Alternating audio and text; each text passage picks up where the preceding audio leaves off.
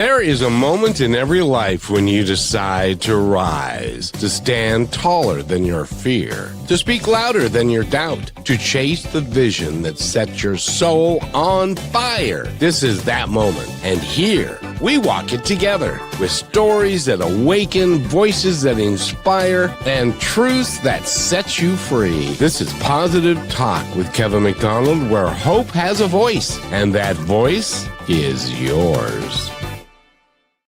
And today, that voice is hers. And first of all, I got to tell you, Rochelle, how are you? It's nice to see you again. Yes, I'm very excited for this episode. As I know, we always say the same thing, but I'm so serious every single time. And I would love to introduce, we have Deborah Moffatt here with us today. She has a beautiful website, which is thehealingversion.com. So welcome here, Deborah, today. How are you? I am well. Thank you all so much for having me. I'm so excited to be here. She is a budding podcast. Actually, no, I lie. I lied. I lie like a rug because she is a syndicated radio host. And I just love that she is progressing, and she stop me if you've heard this before, Michelle, but she's following her passion, kind of like what I've been done doing for, I don't know how to talk, done doing for a very long time and stuff. And so she's got a brand new show. It's not brand new, but it's now on in Atlanta FM radio and Dallas FM radio. And congratulations, all that. You should be very proud of yourself. Thank you. I'm very excited. I'm happy for the opportunity. It has been like the stamp, like, keep going. You're doing the right thing. Like, yes, very inspiring. Well, and I did want to mention this because we talked about it before and many times. I don't know if everybody knows, but podcasting is a bit of a thing. It's out there, and there's a lot of people. Everybody is saying, hey, I could be the next Joe Rogan. I'm going to start a podcast, and I'm going to go do this. And then they do it, and they figure out that it's kind of hard, and it takes a lot of time. And they go, and, the statistics are that the average podcast lasts less than 20 shows. They call it podcast fade. Are you familiar with that, young lady?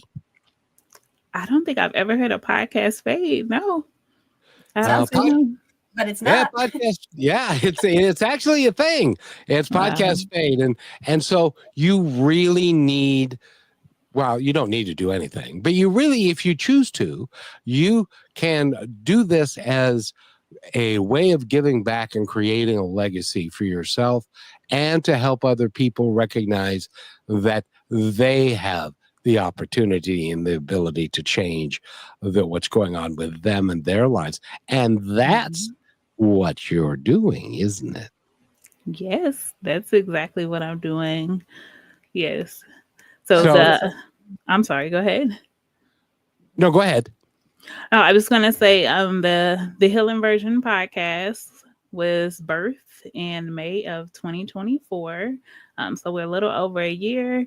It is a mental health podcast. It's one of those ones that's full of transparency. I invite guests to come on and be their whole authentic self.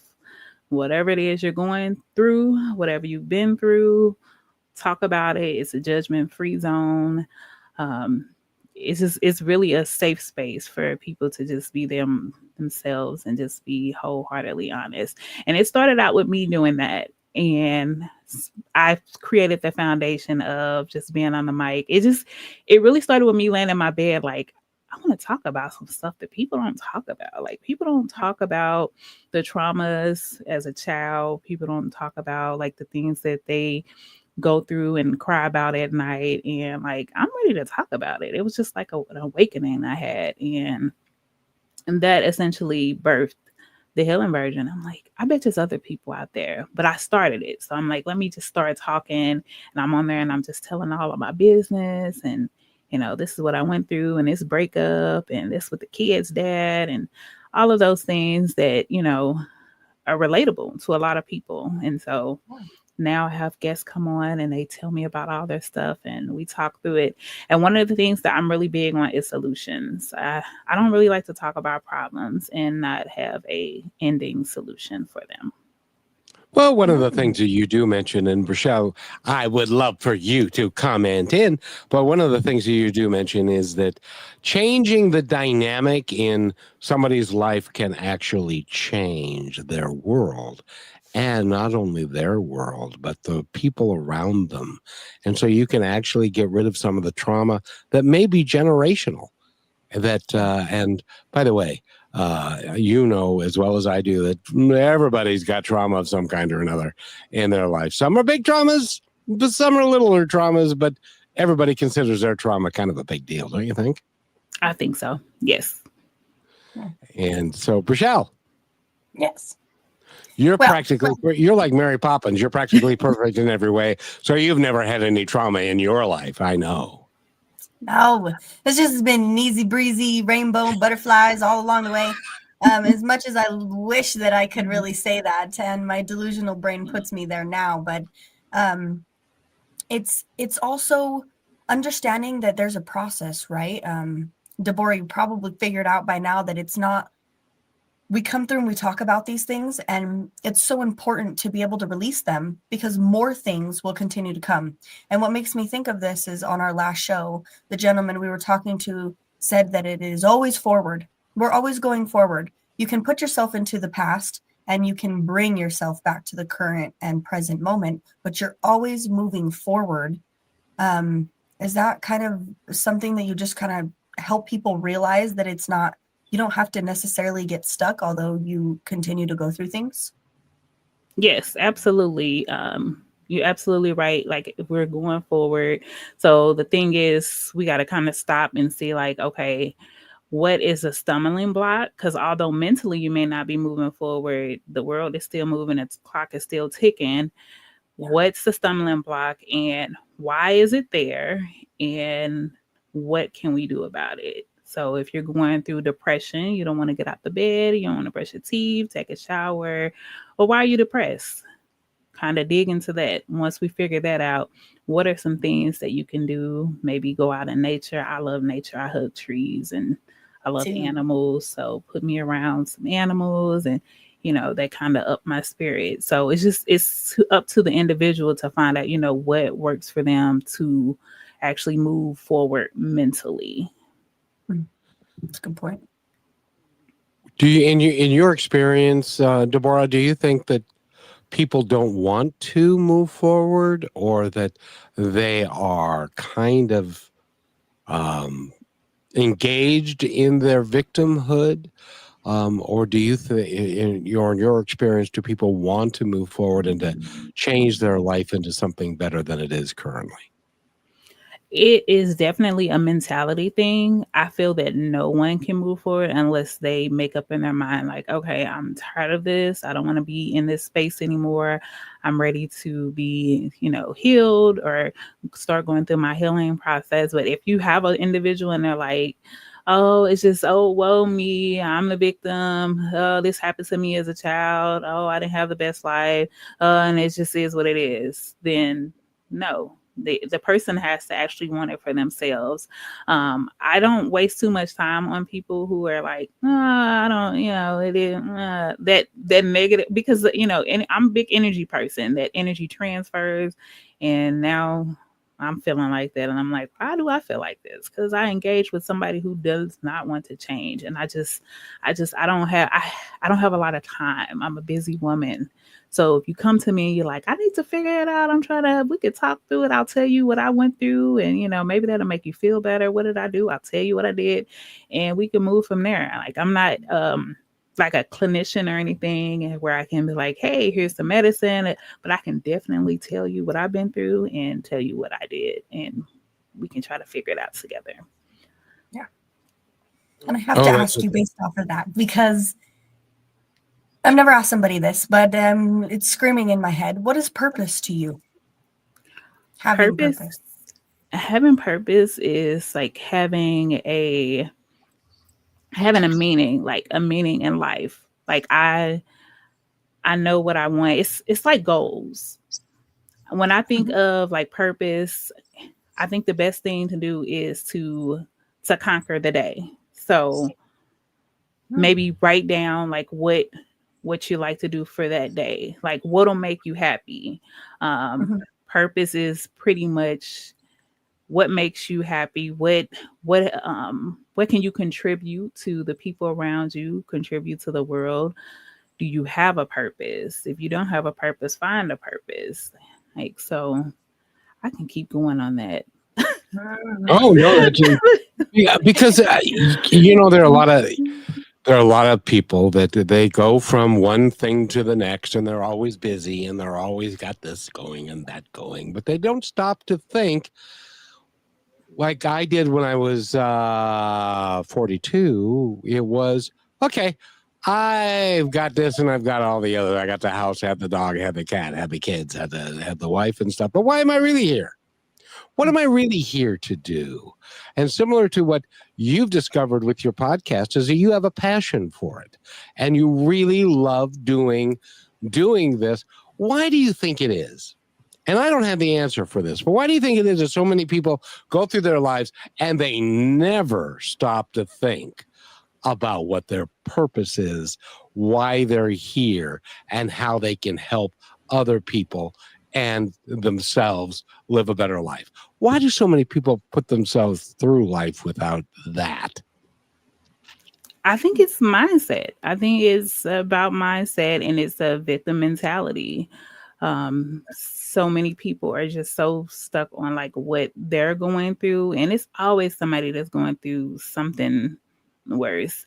And I don't like to harp on that. I even like say that in my podcast. Like, I don't like to think like, okay, somebody got it worse than me, but I feel like a lot of people need to realize like it's not the end of the world. If you woke up, you're breathing, your limbs are working, like you have a purpose.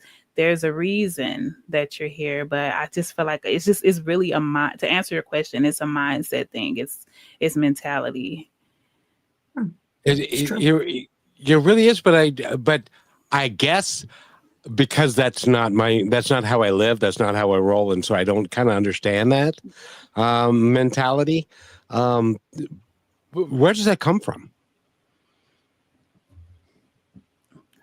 Don't you have to learn? I don't know, like, because I feel like I just feel like it has to be in you. Because like for me, like I didn't have the best examples like growing up. So I could have very well just been like, yeah, I didn't have the best examples. I didn't have the best upbringing. I had, just made up all the excuses and everything and just lived in that, but like, I don't like just sitting around doing nothing. I don't like feeling down. I don't like when people are around me and they're down. I'm an empath, so that energy is felt, and I'm it's like, what's going on? What's wrong with you? What's going on? Like, you okay? How can I help you? So. Well, and I think too, Kevin, I don't know if you agree with me, Deborah, but a lot of it is in learning. I mean, if you don't know any better and you haven't had an example, there's a point in yourself where when you step outside of that and you learn, it could just be one click that happens. And it's like a remembering of being like, oh yeah, I remember being 5 years old and having this feeling of being free, because it brings a lot of freedom when you make that decision with yourself, right? Absolutely. I do feel like it's learned, but I feel like it's also like a decision making thing where it's like, I feel like there's two type of people. Like, if you can have somebody who grew up in a household, wasn't a good upbringing, and it's just they grow up and they're like, man, like I did not have a good life and I did not like that, so I had to do something different. And then you have the people who are just like, well, those are the cards I was dealt. That's what I had when I was younger, so that's what my kids gonna go through. So it's just mindset. And that's okay too. They can be however they'd like to be. That really is true, and you can decide, because you get to, how you're going to live your life and what day. And as an example, you have got a full-time job and you've got a new license that you're working with, and you've got a podcast, and you've got a child who's about ready to turn 21. I'm sorry about that. I hope they have a great 21st birthday. I do not have a very good 21st birthday. They tell me because I don't remember it much. But, you know, and stuff. But that's so you are a busy person, but you are dedicated to doing this and to making a difference in the world. What is it about you, even though your upbringing wasn't the best? What about you has dedicated yourself to this and to the podcast, the healing version? And I want you to think about that for just 2 seconds so that we can take our break. I want you to have all the time to And I just want to say that I'm a mom of 5, by the way. He's my oldest. Oh my gosh. She's got a little army. See why I said that? Well, when you have got a a whole kitchen team before dinner's done, that's why you have that many kids. You got a whole basketball team. Do you know that? Yep, starting at 5. So when we come back, we'll talk more about that. And also Samuel has checked in, and we'll do that when we come back as well. So stay with us, everybody. For way too long, we've allowed shadows to dictate our steps. Our clamor of division, the whisper of fear, and the harsh grip of hate. They've tried to define us. But this is our moment of truth. We remember who we truly are, not just separate islands, but a vast ocean of shared humanity. We declare our independence from the narratives that have pulled us apart. We choose curiosity over judgment, empathy over indifference, understanding over accusation. This isn't about ignoring our differences. It's about celebrating the strength woven into our tapestry. It's about remembering that progress isn't built on exclusion, but on common ground. So let the banners of kindness fly high. Let the anthem of unity ring out. This is our declaration, our independence from what limits us, our freedom to truly connect. Because together we are stronger. And together we are free. And this declaration is brought to you by Positive Talk Radio. Welcome back to Positive Talk with Kevin McDonald and Rochelle. She's dancing over there in Salt Lake City at the base of the mountains. By the way, I've never asked you. Somebody else has mentioned this. What's the mountain behind you? What's the mountain range called? I'm pretty sure it's the Wasatch Mountains, and I'm right underneath Little Cottonwood, and then there's Big Cottonwood, but it's extravagant, and it's a whole different temperature past the stop sign, so that gets exciting. And Deborah Moffatt is with us. I said that right, didn't I? Yeah. Yep, the second time. Yeah, good job. You did good. You did good. Thank you. Did I say it wrong the first time? No, you got it. It doesn't matter. You got it. It doesn't matter because you are here with us, and we are very pleased that you are here. You are, but there's somebody I want you to meet real briefly, if that's okay. Okay. He's a gentleman that has a group in far away land called Kenya, and he feeds 350 kids on a Saturday. 370 now? 370 and the parents. And the parents too. And I got to get him to stop saying my elder brother because he's nicer to you. Anyway, what does he have to say? Hi, Samuel and team. He says, greetings, elder brother Kevin, my sister Rochelle, and guest Deborah Moffatt. Received greetings from Kibera slums in Nairobi, Kenya. We are watching you live, listening, and watching our favorite program, Positive Talk Radio Show. We love this program. God bless you all. Kibera is tuned in. And it is like midnight there. Probably about 2 a.m. now. Is it that late? Well, and he's got Friday, and then on Saturday morning, they have a bunch of kids that he feeds so that with the express idea that no child should go to bed hungry. And so he's doing his part to make sure that happens. So, so we are working to develop programs for him, aren't we, Rochelle? I Yes, we're love doing amazing that. things. Well, like I said last show, all good things in time. And I wanted to ask you this before I forget, Deborah, about time and how you kind of view, well, how do you make time to keep yourself on track and do all the things you love to do, but also give yourself your space and time to be grounded and all those things? Because that's the number one thing that I think I find myself saying is, I don't have time for that. Do you do that? Sometimes, but I force myself to make time for myself because it's one of those things that I talk about in my podcast. Is like have time, make time for yourself, do something for yourself. Like you can't pour from an empty cup.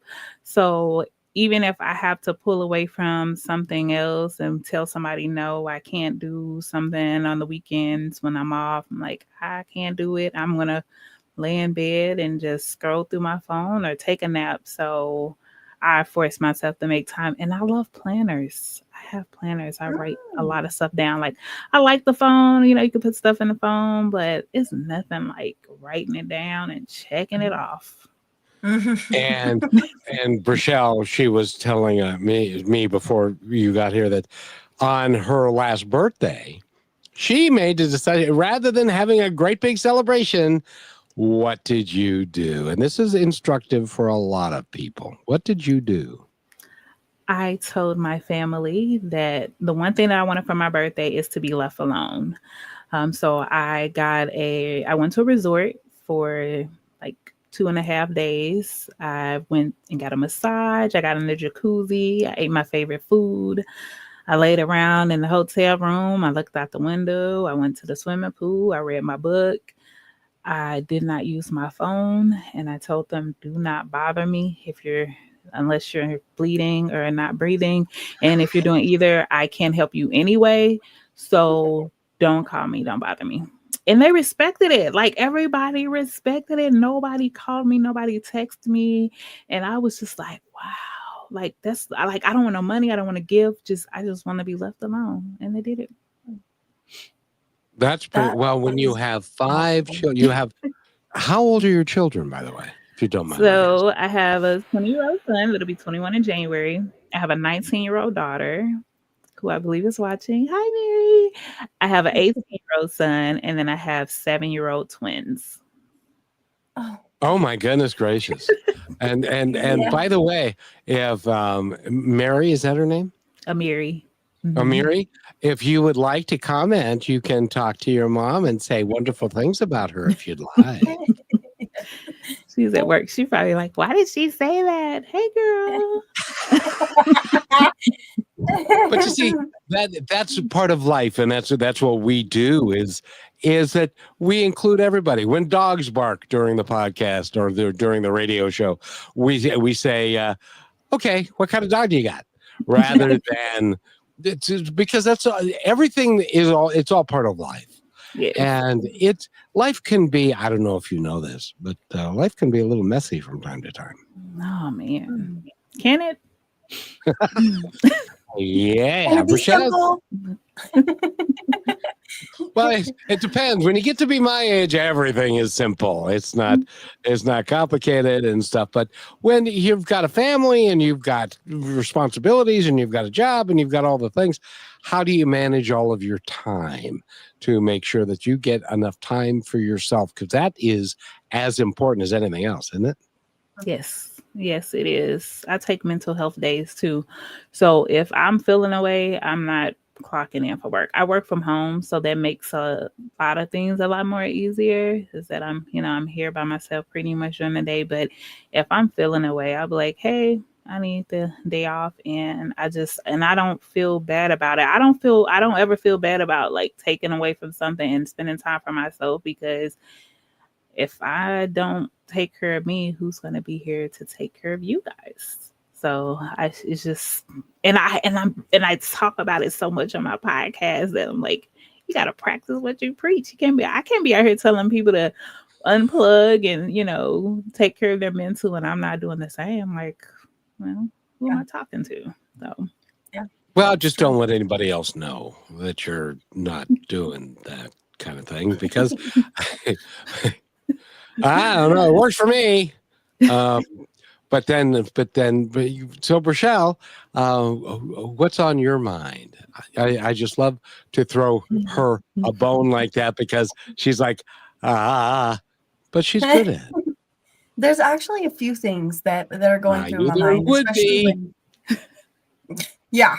We get all those, but yesterday we heard the analogy about monkey brain. You have all these monkeys just creating chaos in your brain. And I love how you said that when you do take that time for yourself, you don't hold it against anything in any negative shape, way, or form. And you're able to communicate that. And you have people around you that know those boundaries and understand them and can respect them. And I think that's what a lot of us run into is, when you all our lives and who we are controlled by our relationships. And we get so easily tangled in somebody else trying to like merge the lives and merge the person. We have a best friend and you have your mom and you've got your sister and your brother and your spouse. And how important is it to still stay whole and individual in yourself and not get so tangled up so quickly in relationships with other people? Does that come with taking time with yourself, or is that kind of separate? So I feel like that comes separate. It's definitely a boundary thing. I used to tell people like, oh man, I'm like so patient. Like I'm this patient person. Like I'm just doing all of these things for everybody and waiting on everybody.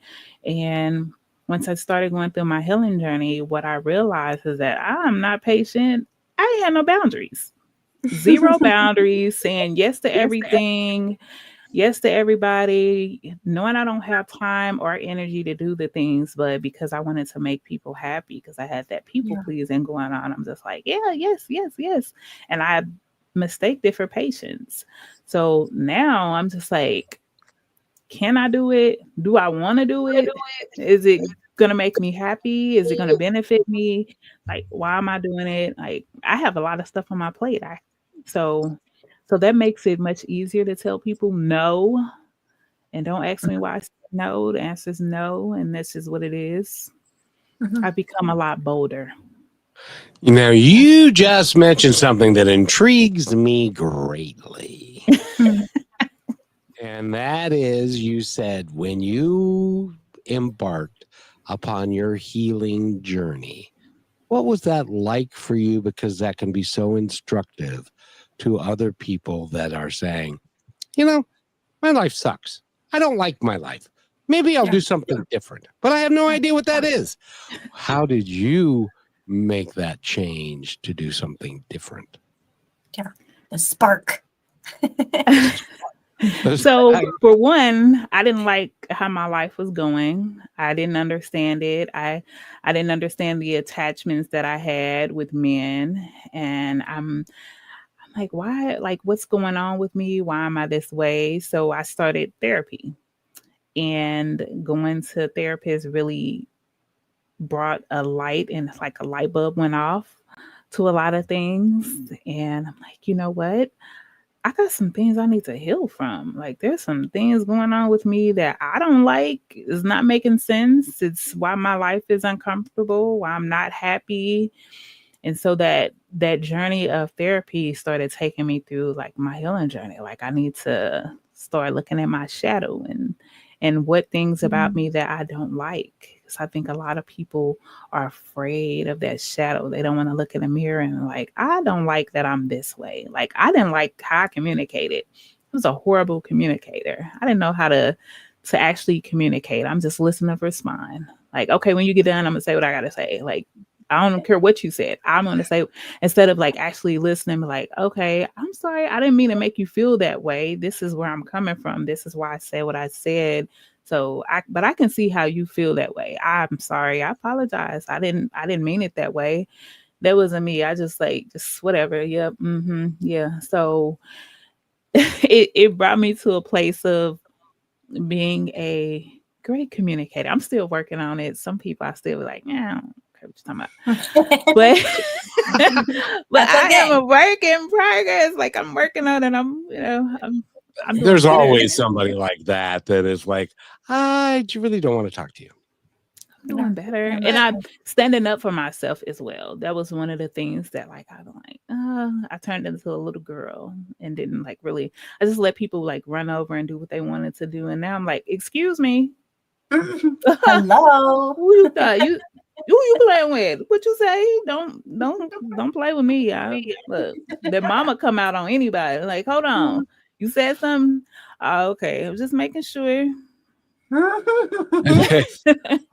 have to tell you, I drove a bus in Seattle for 12 years, and every time I heard somebody say, excuse me, that was like, uh-oh, there's going to be trouble here on this bus. Yeah, that's the universal way. Is that, what's up? Something about to go down. Something about to go down. Exactly. And when we come back, Rochelle's got a dynamically interesting question to ask you. No pressure, by the way. But we need to take our halftime break, and we'll be right back in. Rochelle, we're talking with, I am going to screw your name up, so I'm not even going to say it. Rochelle? Yes, Deborah Moffatt. Go check out her website, which is thehealingversion.com. And like Kevin said, I have a dynamic question, so we'll be right back. Here are some points to ponder from Positive Talk Radio. Hold on. You're listening to Brushwood Media Network, the best in syndicated talk, news, and entertainment shows.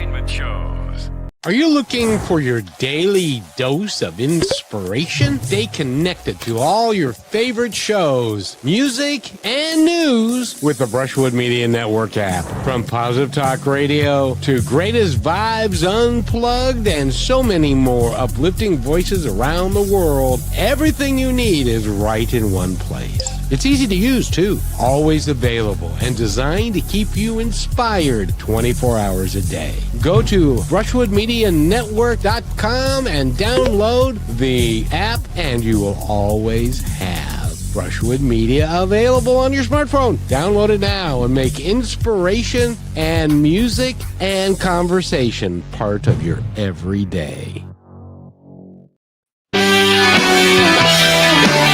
And welcome back to Positive Talk, and Rochelle is here, and our guest's name is Miss Moffatt, and I'm there you sorry. Go. Beat around the bush. There you go.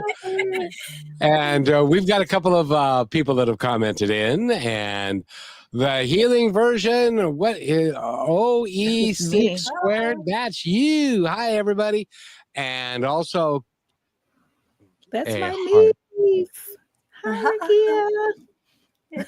Very good. And and you brought some folks with you, and which is just awesome. So thank you for doing that. And you've got a whole tribe of people that are in your corner, aren't they? Yes, I do. My sister and my niece, they keep the twins for me, like during their breaks, and it's just such an amazing thing because I don't have to get up and do a lot in the morning because they're the only ones that I have to do like a whole lot for, because the other kids are pretty much grown. So yes, takes a village. I appreciate my village. Love y'all. Exactly. And Rochelle had a dynamically interesting question or thought or comment. Yeah, it actually kind of changed along the way, but I'm wondering, going through your healing version and journey of yourself is one thing. You kind of start figuring things out. The things that you do throughout the day have maybe a little more meaning because there's purpose in it, and you now see the goal and the vision of who you are and why. When you have those things that maybe from the past or maybe present that just pop up just on a whim, and sometimes they can be back to back, boom, boom, boom, boom. How do you keep yourself directed in the path that you created for yourself without shutting down or just veering off completely a different direction? I'm laughing because this is funny. I talk to myself. I have conversations with me. So does she. Especially when I'm ready, about to blow up. I'm like, calm down. It's okay. Like I might rub my leg, rub my arm. Like it's because I just feel like everybody has like that inner child that is still stuck in some realm of a life where a trauma happened or something happened where they're just like, and so it used to be where I would turn into this little girl, but now I'm like, it's okay. Like it's okay. I start thinking and planning things out in my head. Like, okay, this happened, but what is the end result? If we react this way, what could happen? If we act this way. So yeah, I have a conversation with myself. Yeah. Sometimes it's great to have a conversation with somebody who's the smartest person in the room. And when you're alone, you're the smartest person in the room. Absolutely. Absolutely. and I was also thinking while you were saying that sometimes it's really helpful when your memory isn't as good as it used to be, because I don't remember some of the traumas that maybe I went through, and so I forget them, and it doesn't matter to me anymore, because none of that matters, because I'm interested in what's going on today and how I can improve my world and the world around me today moving forward. Yes. Is that some of the advice that you give? Yes, absolutely. Because I mean, we can't go back and change like anything that has ever happened. So it's pretty much what can we do today moving forward? How can we make tomorrow better? But I really like to focus on the day. Like I feel like focusing on the day takes away the anxiety and the stress, because I mean that's really all you can control is the now. Like what can we do right now to make tomorrow better, make next year better? So yeah, because eventually tomorrow is going to be today, and so you might as well wait for tomorrow to be today, because then there'll be another tomorrow where you get to anyway.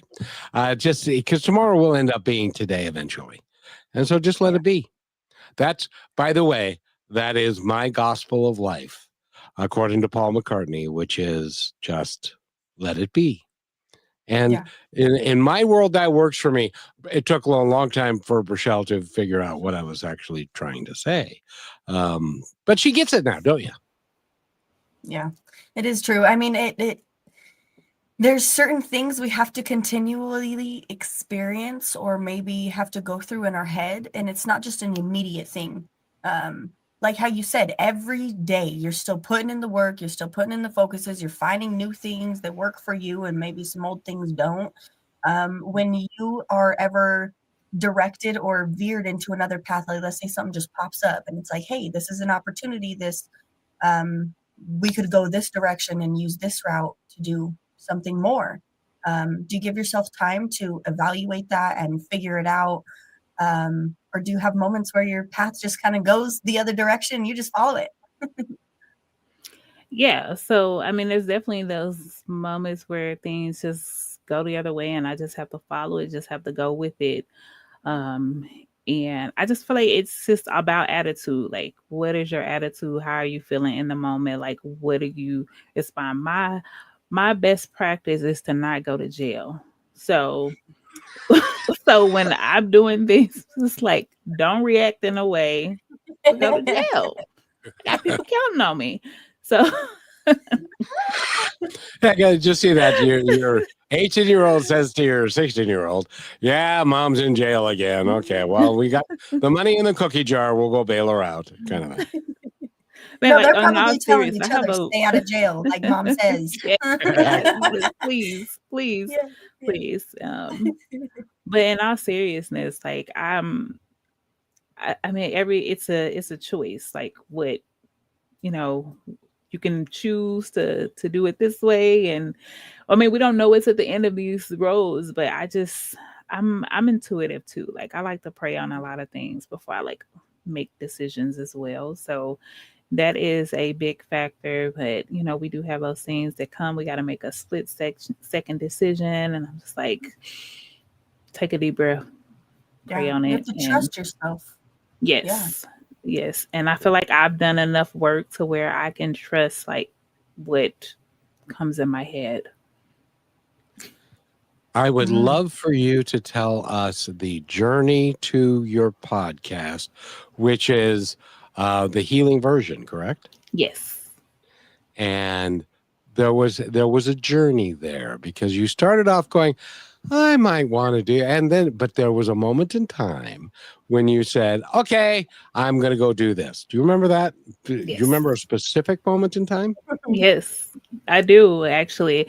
I remember I made a post on Facebook and I was like, because, okay, so let's go back, rewind a little further. I was on this streaming platform where it's a live streaming platform, and I would have these Friday night shows where we talked about relationship stuff, and everybody would come to me and ask me about relationship stuff. And I'm like, I'm not a relationship expert, and y'all don't listen anyway.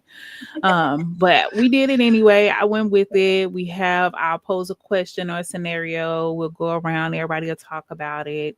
And I'll sit there and I'm listening. I'm like, what I figured out is most of y'all, if not all of y'all, don't need to be in a relationship. Y'all need to be in therapy. Like, what are you talking about? Like, it was a lot of, I don't trust this and I don't believe that, and all men this, all women that. I'm like, oh, this is just a bunch of hurt people talking about relationships that they don't need to be in. And so that kind of made me realize, like, man, like, I'm going through therapy. Like, I wonder, like, if other people will. But a lot of people are like, oh, if you go to therapy, that means something wrong with you. Some probably is wrong with you. But, you don't got to think of it like that. It's a tool. So anyway, so I'm like, it's a lot of people that, need to heal. I'm like, I'm one of those people. So I actually, if you go on my website and you go to the episodes page, it's called like the introduction. I actually recorded that in October 2023, laying in my bed, and I'm just sitting there thinking, I'm like, man, like I could actually start a podcast. Like I think I say some good things. Like everybody like to hear what I gotta say. People ask me for advice. And so, so I recorded that. It's about a few minutes long, and I thought I started thinking of names, and I'm coming up with all these names. And it was funny because I'm asking my daughter. She's my only girl, so like me and her talk about a lot of stuff. And I'm like, what you think about this name? I was thinking the healing version. I was like, well, people pervert it. What if somebody be like thinking that it's a version, and they were like, oh, it's the healing version? And I'm like. And then I was like, you know what? No, it just felt right.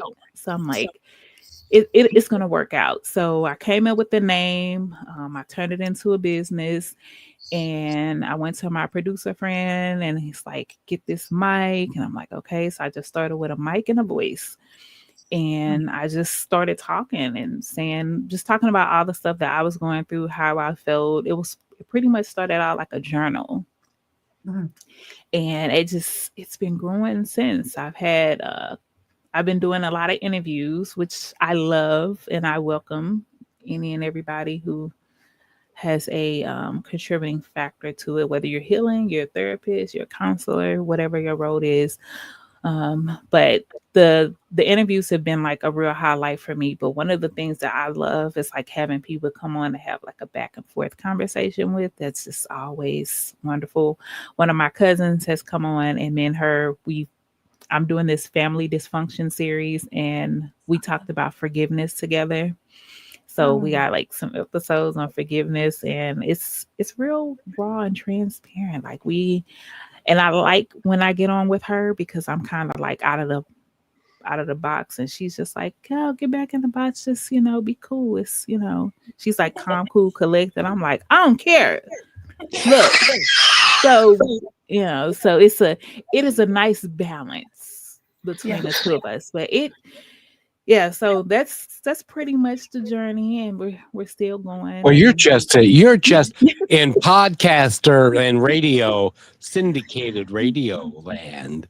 You're just a rookie. You've got a lot, but you've got a lot of talent, and you've got a lot of things to do, and it's so exciting. And one of the things that Rochelle, when she started doing this with me, and we need to take our last break, and then we'll be good to go. But when she started doing this with me, we started interviewing people and concepts and ideas that she had never heard of before, and she is now, it's like she's going through a college. I don't know what level of college are you in now? I would say that I kind of took to all the levels at the same time. It was like every day is a different subject, learn about a different thing, an experience or a new way of living and all these things. And at first it was a little overwhelming. I remember I would just sit here in front of my computer and I would just be like locked up. My brain was just going. But I allowed that to happen. And that's what I usually hated about myself, was how fast everything was always going. And once I stopped and I approached that and I was like, wow, just kind of let it be. It helped me a lot. And when we come back from this break, I don't want to forget this, so I'm going to get it out there. I want to know, because you had mentioned about forgiveness, and I was thinking about the confidence and how much that shifted when you finally saw yourself in a different view and realized who you were and how much that meant and the power in it. Did that help you be able to not only forgive yourself and outside of you and other things that may have changed? So, Kevin, go ahead and take us to break. Okay, we'll do this real quick. And by the way, everybody, Brishelle and I also host a music show on 9 a.m. Monday through Friday, Eastern Time on the Brushwood Media Network. And listen to this. Not every song changes you, but the right ones do. At Greatest Vibes Unplugged, we share music that hits deeper, no filters, no noise, just pure sound with soul. This is your reminder that light still exists, and sometimes it sings. And remember, you can look up in the sky and see the stars, but still not see the light. And welcome back, everybody. Brishelle, how are you, Brishelle? You know, it's crazy to have the opportunity to be doing something like this with my life, because it's a little bit backwards. Like, I wake up and my energy just rises all the way through the day. Don't stop. It don't stop. I go all the way through. And then the moment that food digests through my stomach, that's when things start to stop. But it's a huge blessing to get that break and that stop at the end of the day after having so much going on. But Deborah, I had to ask you, what was it like when you saw yourself in that different view, and how did it allow you to forgive yourself and other people? So it was hard to forgive myself at first, and a lot of it surrounded around motherhood, because there's a 11-year gap between my older 3 kids and my twins. So it's still some stuff I struggle with, but I'm working through it. Mm-hmm. So I would say that the motherhood thing was the biggest, and then the kids, they let you know too. They don't let you miss a beat. And they're like, oh, you're a little more lenient with the twins than you were with us. And I have to explain, well, I was a young mom with you guys. I was a lot more impatient. I'm more wiser with them. I know a lot more. Like, y'all, there's a lot of things I did with y'all that I'm like, oh, I would never want to take my kids through that again. Now I know not to do it with them.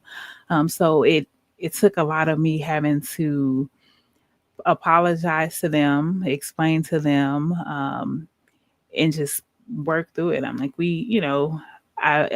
some making up, let's do some things with the big kids and not include the twins, and kind of coming back and just trying to make things right with them in order to forgive myself. Because it's like, I can't forgive myself and I didn't make it right with them. So once I started, doing that, and I was able to forgive myself and just realize that, look, I did the best I could with what I had. Mm-hmm. And I'm still striving to be the best. So, and I just feel like with forgiveness, it's one of those things that I feel like this is my opinion, you can't really forgive others until you forgive yourself. Because how do you even learn to genuinely and really scratch the surface of forgiveness if there's things that you're just still holding on to and haven't forgiven yourself?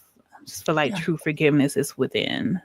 And I'll even take a one step farther than that, which we've talked about a great deal on the show, which is you have to forgive yourself first, and you have to love yourself unconditionally first before you can really love anybody else other than your kids, because you're gonna love them anyway. But you know what I mean. You have to love yourself, and in all of you. That means when you look in the mirror, and Brichelle's gone through this exercise, as have I. You look in the mirror and you say, you're pretty okay. I love you. And if you can't say that, then you need to go talk to somebody. Yeah.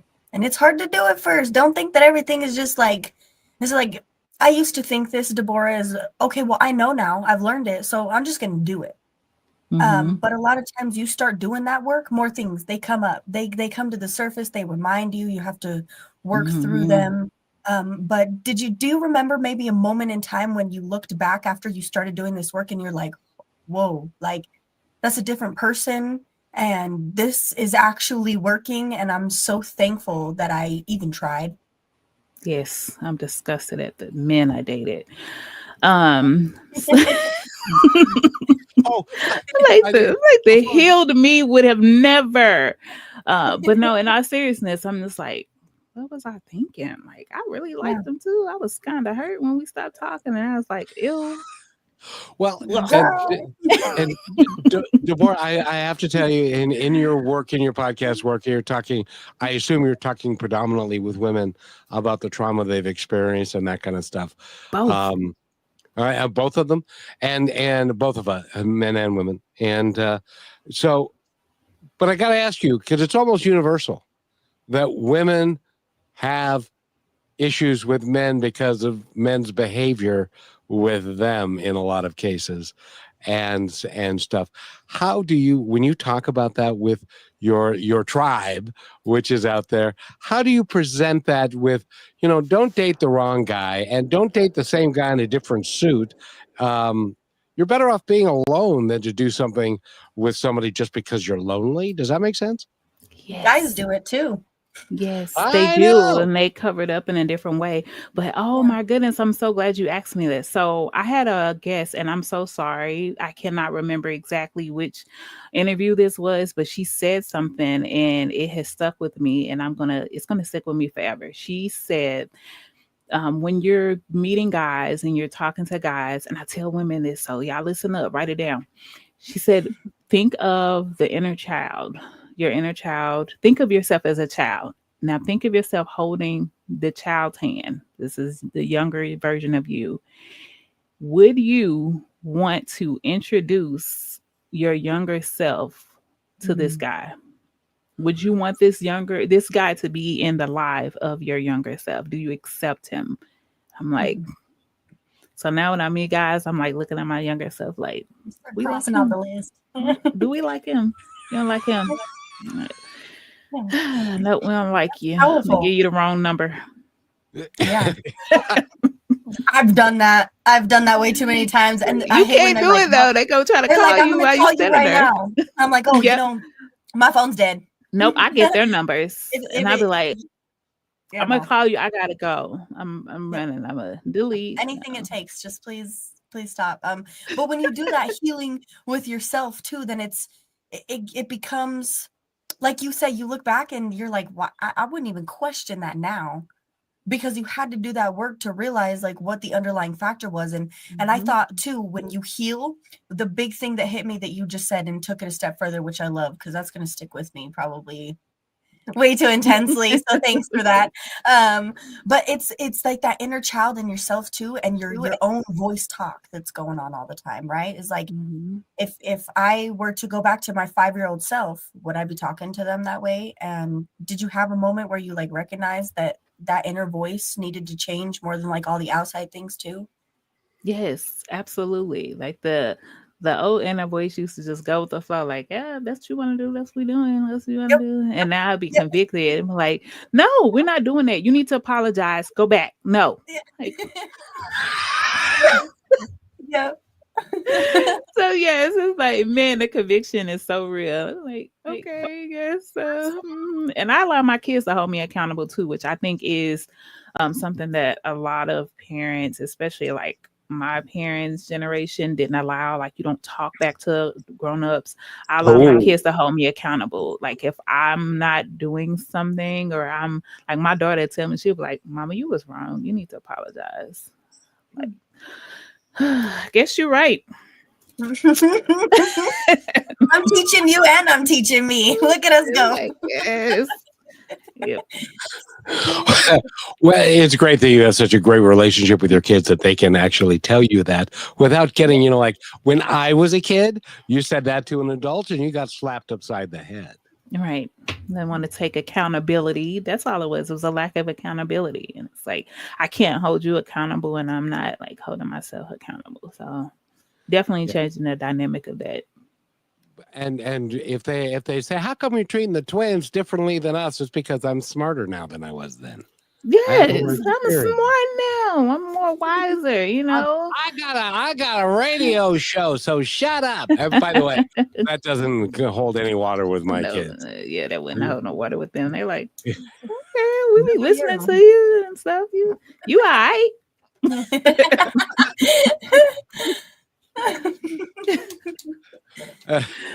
Like I see you in the morning when you first wake up. I know who I know you you are. sleep. Yeah. Yeah, they see us at our not so great times Yes. and stuff, don't Yeah. they? See, and I was But the opposite as a kid. I was that kid that was saying things I probably shouldn't have to all the adults, right? It's like y'all not paying attention anyway. But that's what made me realize that I didn't do that with myself. Because a lot of times we're looking outward at everything and we want to blame and we want to nitpick and we want to, oh, that's not my fault. There's nothing can be mine because then I have to forgive myself for something or I have to take accountability. And when you're able to show that, not as only an adult, but as the parent of the child, it's got to change the whole dynamic of our future. And I am thankful for them that they have you because that is a huge learning curve to have a mom that will just talk to you and say, hey, you know what? I understand you feel that way. And let me explain to you where I'm coming from a little bit. In all of our relationships, we deserve to be able to do that with each other Yes. without having it be a barrier. Does that make sense? Yes, I call it an open door policy. Like they say at the jobs, we have an open door policy. Like I have an open door policy with my kids. Like I'm like, I don't care what you decide to do in life, who you decide to date, what path you decide. Like you can talk to me about anything. I don't care what it is. If you wake up tomorrow, you decide you want to be a cat, meow. What's up? I don't care. Whatever it is, I support you. well, and you since you have teenagers, and the one thing that teenagers have a tendency to do is experiment with things that their friends, hey, you should try this and stuff like that. So, and I'm pretty sure that you have an agreement with them. If they're ever in a situation, day or night, it doesn't matter what time, you call me and I will come and get you. Yes. Yes. No And that questions. goes for my nieces and nephews. That goes for like The go kids for they my have with friends' them. kids, like their friends. Yeah. Like call me. Yeah, I get up. Yep, I'm gonna get up and here I come. Send me You the may not like drop the it, but you low. will. Yeah. Yeah. Yeah. Drop the low. Yeah, I'm that parent. I'll drive 2 hours to come get you, baby. And I don't even like driving in the dark, but I'll come get you. Yes. Well, it probably makes them think twice about those decisions because they're like, wait, my mom would worry. My mom cares about this. I remember because I see that like I had a very constrictive relationship with my mom. Everything she told me not to do, I was like, I'm going to do it.